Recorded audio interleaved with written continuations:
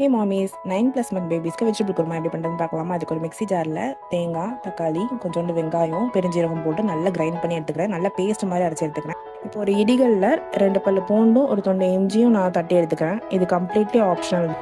ஒரு குக்கரில் கீ போட்டு பட்டை, கிராம்பு, ஏலக்காய் இந்த ஸ்பைசஸ்லாம் நான் ஆல்ரெடி இன்ட்ரடியூஸ் பண்ணனால என் குழந்தைக்கு பண்ணியிருக்கேன். நீங்கள் இதெல்லாம் ஃபஸ்ட் டைம்னா தாராளமாக ஸ்கிப் பண்ணிக்கலாம். எப்போதுமே நம்ம ஸ்பைசஸ் இன்ட்ரடியூஸ் பண்ணும்போது ஸ்டார்ட் வித் ஜீரகத்துலேருந்து ஸ்டார்ட் பண்ணலாம். அதுக்கப்புறம் ஏலக்காய், அதுக்கப்புறம் பட்டை, அப்படி மைல்டாக கொஞ்சம் கொஞ்சமாக கிராஜுவலாக நம்ம இன்ட்ரடியூஸ் பண்ணிக்கலாம்.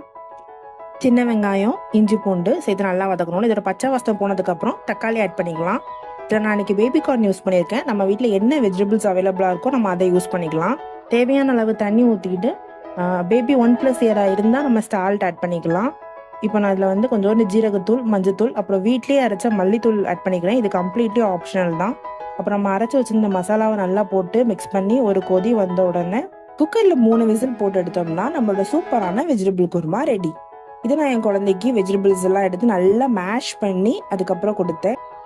இது நான் என் குழந்தைக்கு லஞ்ச் ப்ளஸ் டின்னருக்கு சேர்த்து செஞ்சேன்.